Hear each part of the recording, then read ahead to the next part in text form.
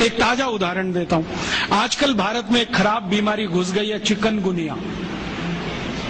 लाखों लोग प्रभावित हैं।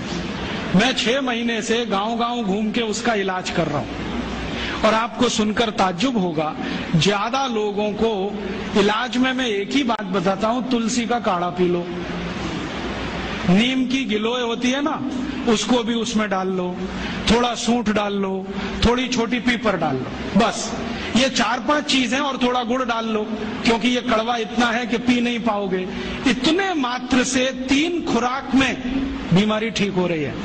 और जो एलोपैथी से कर रहे हैं ना, बोवेरॉन के 3-3 इंजेक्शन ठोक दो, डाइक्लोफेनेक दे दो और पैरासीटामोल भी दे दो, जो तुम्हारे पास है सब दे दो। 20-20 दिन से बिस्तर में पड़े तड़प रहे, 20-20 दिन से। अभी आज मैं आया भीलवाड़ा से, और आने का देरी का कारण भी यही है कि वहां 1 लाख लोग चिकनगुनिया से पीड़ित हैं। वहां डॉक्टर आते हैं, राजीव भाई जरा बताओ ना। मैंने कहा अपना इंजेक्शन खुद क्यों नहीं ठोक लेते?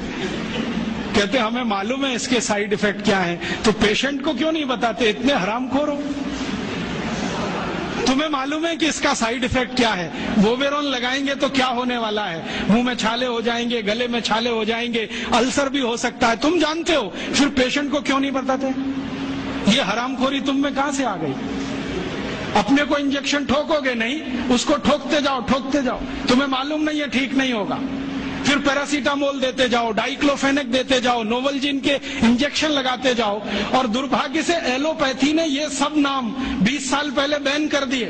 वो कहते हैं डाइक्लोफेनेक खराब है, पैरासीटामोल तो और भी खराब है, नोवलजिन तो 1984 से बैन है यूरोप में और अमेरिका में, वही इंजेक्शन यहाँ ठोक रहे हैं लगातार। दुष्परिणाम है कि मरीज ठीक ही नहीं हो रहे। और मैं आपको मेरा अपना तजुर्बा बताता हूं। आप में से कुछ विद्यार्थी होम्योपैथी के हैं, आप जानते हैं कि होम्योपैथी की बहुत सारी दवाएं आयुर्वेद से ही निकली। तुलसी है ना, उसी से ओसीमम है।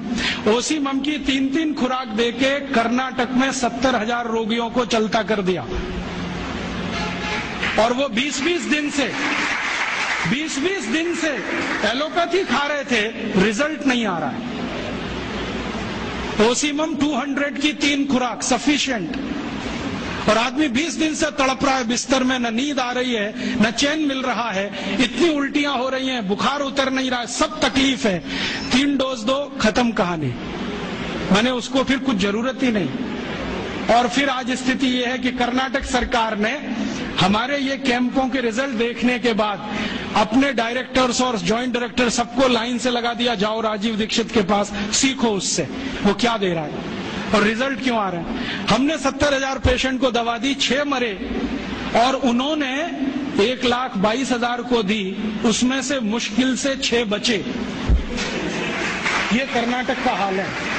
कर्नाटक में चिकनगुनिया इतना बुरी तरह से फैला है, कोई गांव नहीं बचा जहां चिकनगुनिया ना हो। मेरी तो स्थिति यह है कि कार्यकर्ता कम पड़ गए, डॉक्टर कम पड़ गए। अगर मेरे पास 1,000-2,000 डॉक्टर होते तो हम कर्नाटक के उन लाखों लोगों को बचा लेते जो मर गए पिछले 6 महीने। महाराष्ट्र में भी यही है। रिजल्ट मिलते हैं उन दवाओं से, तो भरोसा क्यों नहीं करें उनके ऊपर? ओसीमम तो तुलसी में से ही बनी है भाई, और तो क्या है, डाइल्यूशन फॉर्म में है, बस इतना ही तो है। और तुलसी का काढ़ा समझ लो मदर टिंचर फॉर्म है उसका, तो काढ़ा दे दो तो समझ लो मदर टिंचर दे दिया, और पोटेंसी में दिया तो डाइल्यूट करके दिया। और आप जानते हैं कि ये आयुर्वेद का ही सिद्धांत है कि औषधि की मात्रा जितनी कम रखो, असर उतना ही अधिक है। होम्योपैथी तो इसी पे काम करते हैं। तो अपने विज्ञान में दम तो है, अपनी विद्या में दम तो है, बस इसका प्रचार करने की बात है। प्रचार कौन करेगा? आप करेंगे। और इसका सबसे सरल तरीका है walk walk walk and talk talk talk. सबसे सरल तरीका। अगर आप इसका अपनी विद्याओं का प्रचार करना चाहते हैं, सरकार तो करेगी नहीं, क्योंकि वो एलोपैथी के चंगुल में फंसी है।